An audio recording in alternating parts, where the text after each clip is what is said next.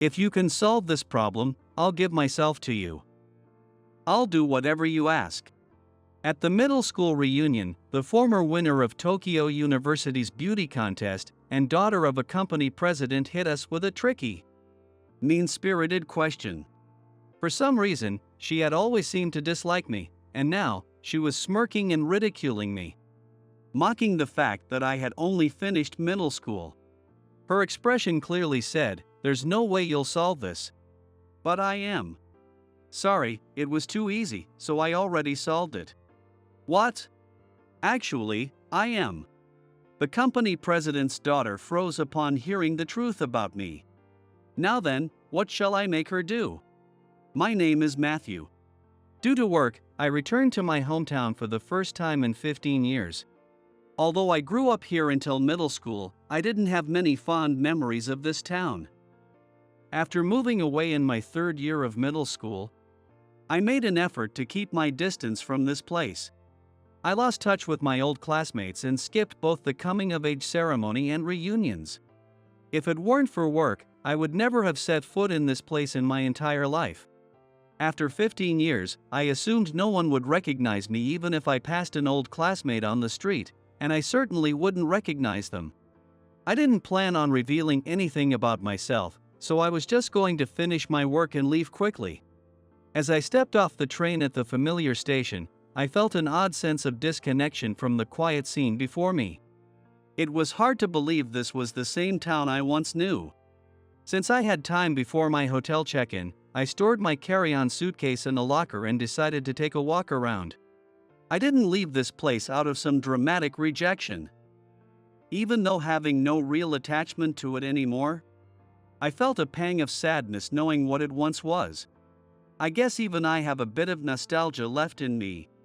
Muttering to myself, I began retracing my steps through the places of my childhood where my home once stood, the kindergarten I attended, and the elementary school I graduated from. The kindergarten had been replaced with a new, cleaner building.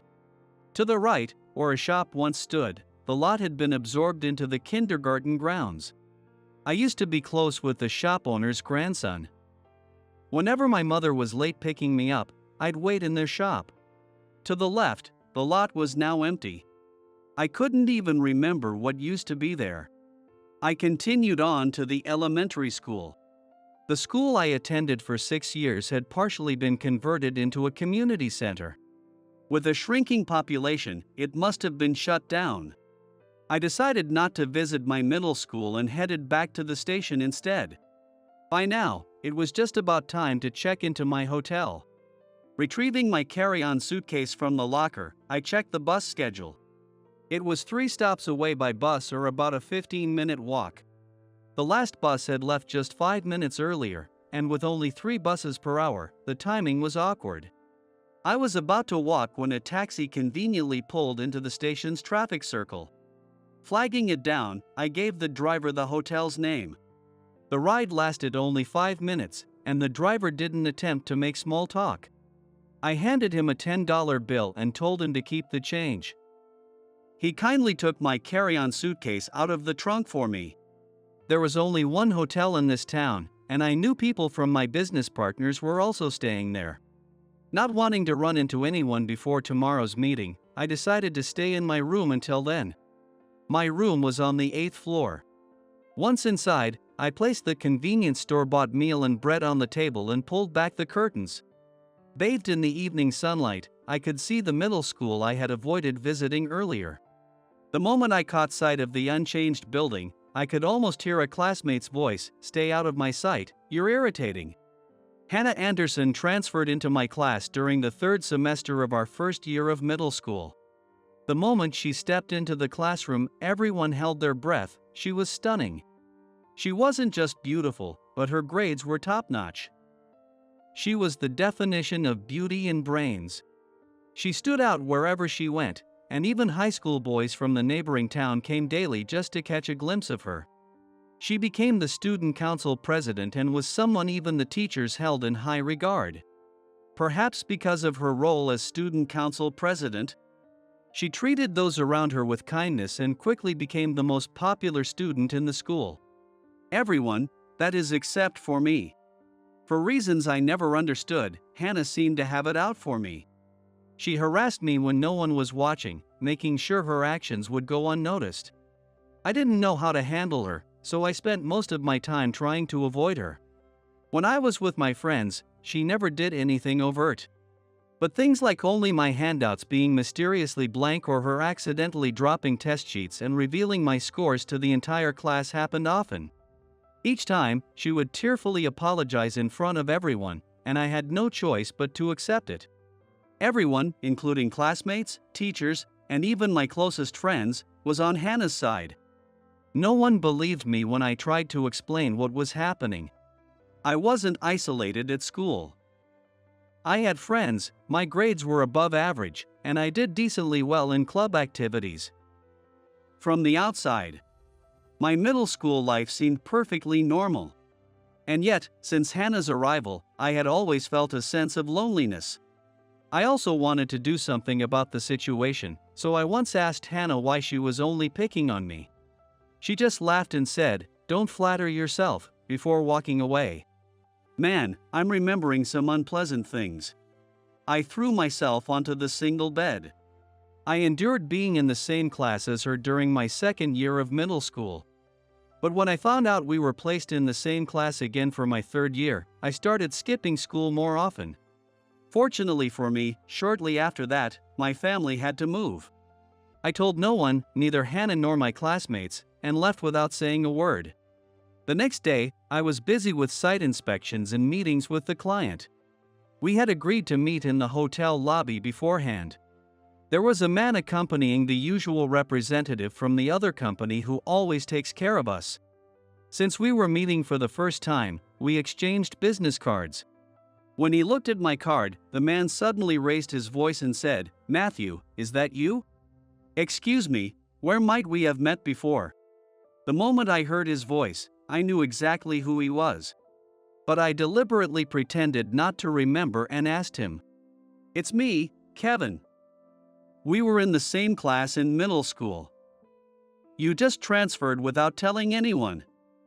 Everyone was so sad afterward. Were you trying to be dramatic? Like, I'm so cool that I disappeared without a word. Kevin looked genuinely overjoyed to see me again. He started reminiscing with an innocent smile. "I thought we were close friends, man. I was really sad when you left. Looking back, though, you were kind of cold." "Sorry." Kevin threw his arm around my shoulder, but the usual representative chided him, saying, "This is a business setting." Kevin quickly pulled away from me, looking flustered. I had considered the possibility of running into someone familiar. But since our clients were based outside this town, and I was only here for a land acquisition project, even if I passed someone I knew, I thought I could simply ignore them. I never expected someone to recognize me outright. "So, you're not living here either?" "Nah, I moved away for college and ended up working elsewhere. But when I heard about a project in my hometown, I volunteered for it." "I see." We wrapped up the meeting and finished inspecting the site. Since only final adjustments remained, it didn't take as much time as I had expected. "Hey, since we haven't seen each other in so long, how about grabbing a drink?" "Yeah, why not?" Talking with Kevin brought back a wave of fun memories from middle school. If not for Hannah, my middle school life might have been genuinely enjoyable. Want me to call a few others from that time? I'd prefer to keep it small. You know, otherwise, people will start asking all sorts of questions. Kevin suggested inviting other classmates, but I politely declined. Of course, Kevin didn't push me. Instead, he took me to a familiar bar he often stops by when he's back in town. Fueled by the alcohol, our conversation flowed effortlessly, and I found myself unexpectedly enjoying the evening. Memories of my time at elementary and middle school came back in vivid color. Thankfully, Hannah's name never came up. By the way, our middle school is having a 50th anniversary celebration soon. The organizers wanted to invite you but couldn't track down your contact info. A 50th anniversary celebration? Yeah, it's basically a big reunion with dinner at a nice hotel. You should come. At first, I was ready to refuse outright. The RSVP deadline is next week, so just let me know. Kevin added quickly, as if sensing my hesitation. We exchanged contact information through a messaging app before leaving the bar. Before I knew it, midnight was approaching. It amazed me how much there was to talk about. Kevin was staying at his parents' house, so we parted ways, and I headed straight back to the hotel. I returned to the hotel and collapsed onto the bed. For the first time in a while, I could honestly think to myself, today was fun. At the same time, seeing Kevin made me wonder, can I really keep running away like this? Was it worth letting memories of Hannah hold me back and missing out on opportunities like this? Will Hannah be at the celebration?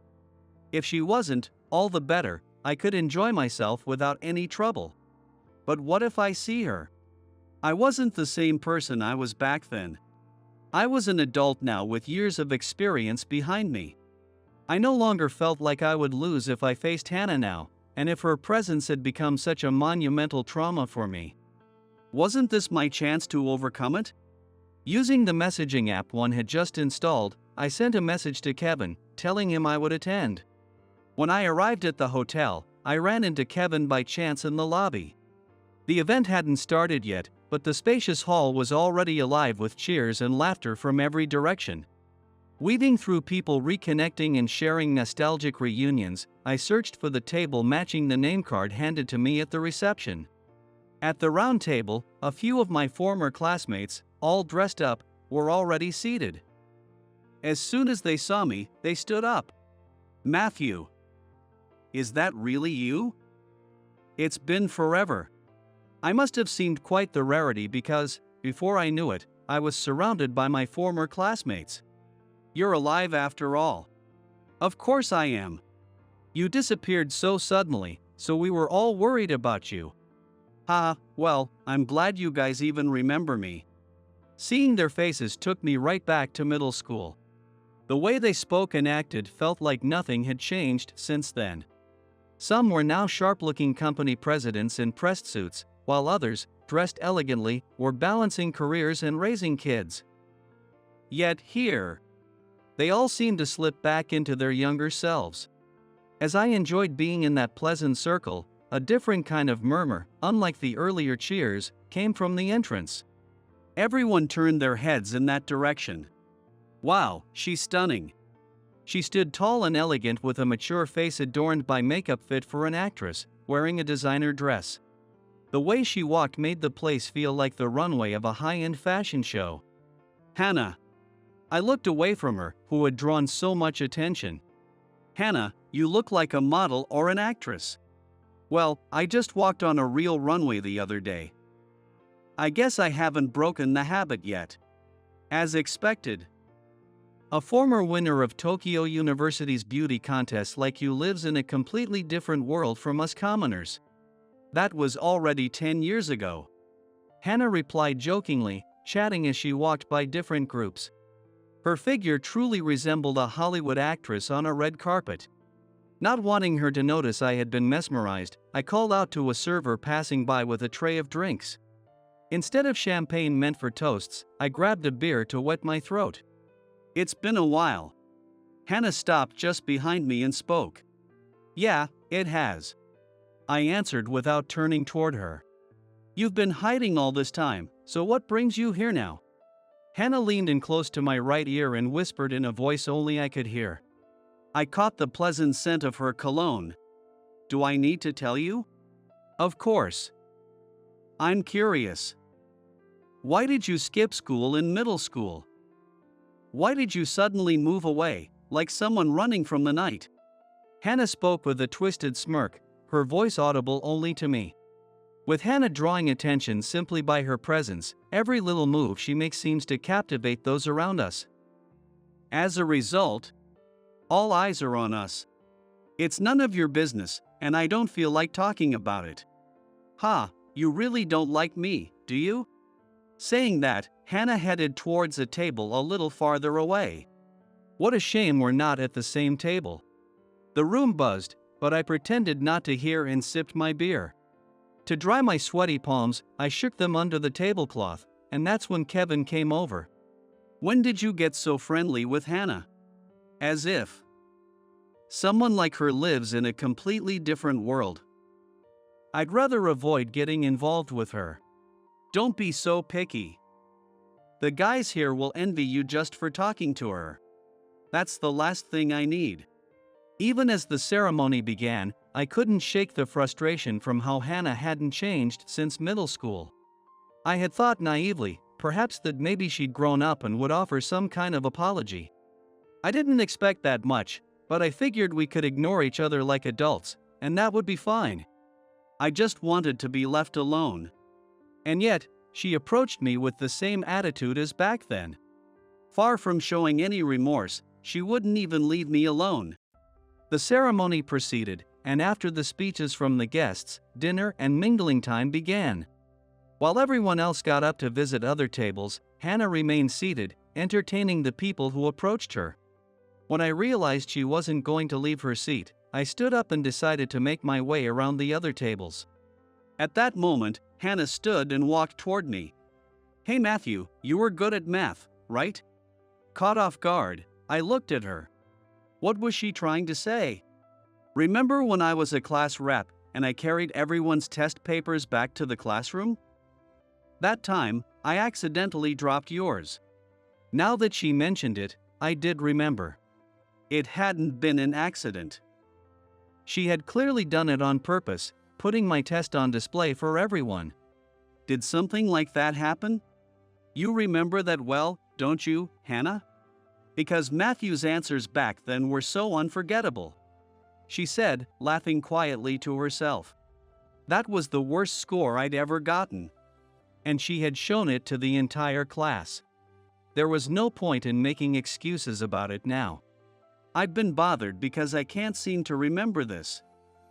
What was the third term when a(n plus 1 is equal to 2a(n plus 1 and the first term is a1 equals 3? Hannah suddenly brought up something completely irrelevant to the moment. She had always done this, trying to one-up me. Back in middle school, Hannah had a tutor and was already studying high school level material. She used to mock me like this all the time. "Why are you asking me?" "Oh, don't tell me you can't answer such a simple question."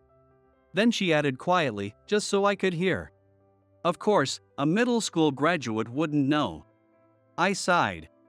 Just when I had been starting to enjoy myself, Hannah once again ruined my mood, just like in middle school. "Why don't you ask someone else?" There's nothing in it for me to answer. This was supposed to be a joyful celebration. I tried to avoid causing a scene and move away, but she relentlessly followed me. "Nothing in it for you?" If you get it right, I'll do whatever you want. I might even marry you." Her words caused a stir around us. This was how Hannah always found herself at the center of attention. The answer is 15. And I'll pass on the marriage. Without bothering to check her reaction, I returned to my seat. The commotion around her didn't concern me. The strange tension lingered as the ceremony finally came to a close. "That was insane, how did you answer so quickly?" I didn't even know if it was right. When I mentioned that to the math teacher, he said it was Stanford University level and couldn't believe it. My classmates crowded around me. Don't exaggerate. Real Stanford students are far smarter. Besides, I didn't even get into high school. I just studied on my own. Took the entrance exams and somehow made it into Stanford, but I had to work like hell to keep up. What?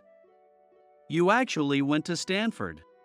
As I left the venue with my classmates, we found Hannah waiting in the lobby. She bit her lip in frustration, glaring at me. Go on ahead. I need to talk to Hannah for a moment. Having said that, I stopped right in front of Hannah. I thought you'd run off again. I've been hoping I'd never have to see you again for the rest of my life. You really hate me, don't you? I was reminded of my painful middle school days because of Hannah. The stress caused me to develop alopecia and take stomach medication every day, which eventually led to me skipping school entirely. Even after moving away, I couldn't attend high school. Since my family wasn't well off, I had no choice but to help with my parents' work while studying on my own. Do you have any idea how your actions impacted someone's life? When I said that, Hannah laughed, a cold and entertained laugh. Do you have no heart? I couldn't help raising my voice at her callousness. So what? If you want to talk about impact, do you know how your father ruined my life? Her hateful glare made me catch my breath. Hannah glared at me and said, "My mother was taken away by your father." Then, seeing the look of shock on my face, she laughed again as if she found it amusing. It was true. I wasn't biologically related to my mother. My real mother passed away when I was young, and the one who raised me was my father's second wife. Of course, I had no idea she was Hannah's mother. You stole my mother from me, so it's only natural I hate you. You can't possibly understand what it feels like to be abandoned by own mother. Can you? To see the woman who left you holding hands with some unknown child and being called mom? Don't act like you have the right to lecture me about understanding other people's feelings. I couldn't say a word back. My head was spinning, trying to process everything. I transferred to the same middle school just to get revenge on you. I even made sure to be placed in your class. With my father's name, it was easy to get close to you. Hannah had always been dropped off and picked up by a private chauffeur. She was the daughter of a prominent family from the next town and the president's daughter of a major company. Back then, there were plenty of rumors about why she had suddenly transferred schools. I never would have guessed that her reason had been revenge on me. It seems there's a deeper connection between us than I ever realized. I heard Hannah call out to me, but I walked straight out of the entrance and got into the taxi waiting outside. My parents had run a small diner that had been passed down from my grandfather. After my mother passed away, my grandmother sometimes helped out, but I still remember how busy my father always seemed, running the place alone. Right before I started elementary school, my father hired a part-time worker. That woman eventually became his second wife, and she was also Hannah's mother. The two of them had a daughter, giving me a little sister. We helped each other as a family, with me assisting in the store and taking care of my sister. Thanks to my new mother and sister, I came to realize that such a life could be truly fulfilling. But when I was in middle school, redevelopment plans forced us to relocate. My father, as the representative of the shopping district, led the negotiations, and I remember how exhausted he looked every day.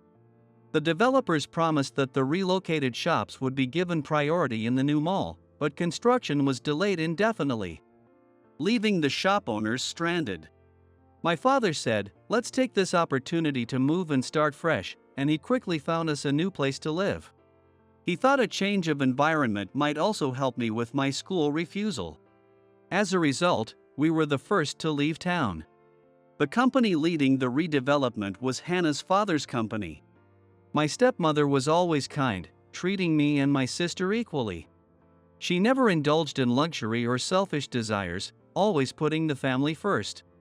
So she was far from the image of the former wife of a major company president. It was hard to believe that such a loving woman had left a child behind to choose another life.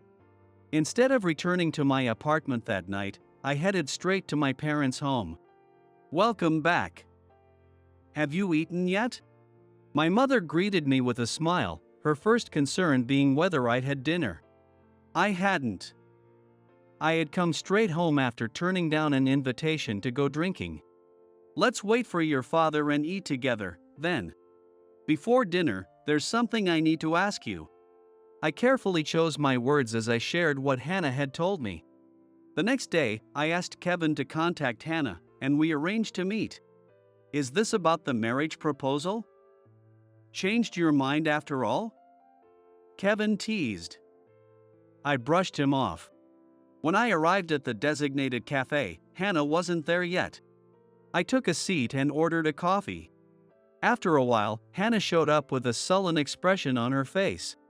"Why did you call me here?"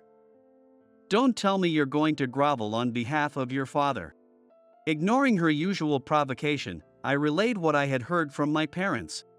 "First, your father took a liking to my mother and married her despite opposition from everyone who said she's not of the proper status or she's unfit for the Anderson family. After the wedding, when my mother was treated coldly by the relatives and tormented by her mother-in-law, your father didn't lift a finger to help. On the contrary, he grew tired of her and started having affairs with other women. It was around that time that she found out she was pregnant, and you were born. But when the baby turned out to be a girl, your grandmother flew into a rage and said, 'A useless woman who can't produce an heir has no place here.' She kicked my mother out, leaving her with nowhere to go. It was then that my father's shop happened to be looking for live-in help, so she began working there. That was the beginning of their relationship and eventually led to their marriage. This is what my mother told me. If you say you can't believe it, that's fine, but I believe her. If she was kicked out, as a mother, she would have taken me with her. There's no way she would have abandoned her child so easily. My mother said that if no heir was born, they might eventually consider adopting one. Plus, you were a beautiful baby. So your grandmother believed you could be married off to a suitable family in the future. That's why your grandmother didn't let you go." I expected Hannah to deny it strongly and to insist it was impossible, but even she seemed stunned by what I had said. Maybe something about it rang true to her. Suddenly, Hannah, who had been looking down, started laughing. "Ha ha! That story is probably true. It all adds up, doesn't it?" My grandmother was always bad-mouthing my mother, saying she seduced my father, that she was useless for not producing an heir, that she was good for nothing. She would always tell me not to end up like her. My father, on the other hand, was always out with other women and rarely came home.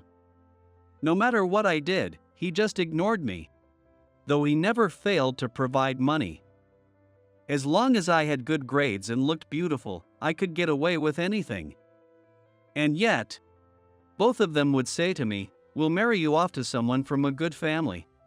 So you must be talented and beautiful." They conveniently ignored their own behavior, of course. "Hey, why don't you come meet my mom sometime?"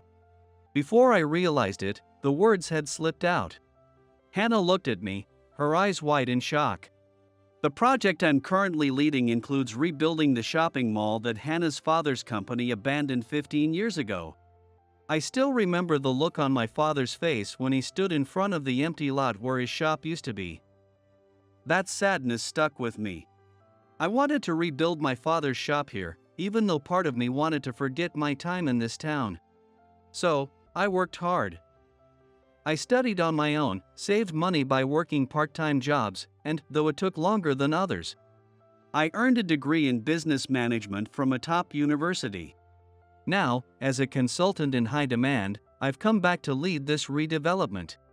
A company had stepped in to take over the project abandoned by Hannah's father, and we've been making steady progress.